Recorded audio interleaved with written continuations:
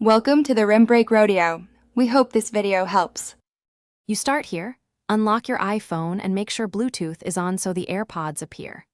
Once visible, tap the info, I, next to the Airpods listing to open device details. This is where the current name lives. You do this because the device name is stored in the Bluetooth profile tied to your Apple ID, and changing it there updates how all connected devices see it.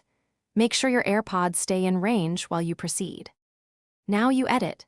Tap name, delete the existing label, and type the new one you want.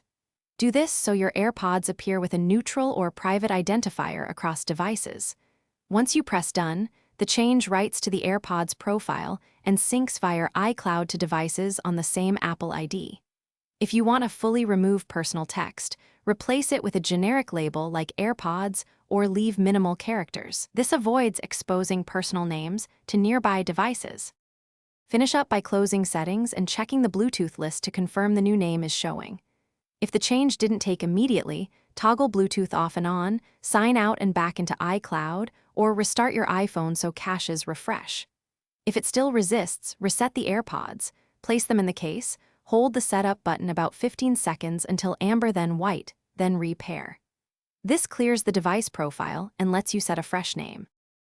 Thanks for watching. Consider subscribing if we helped you.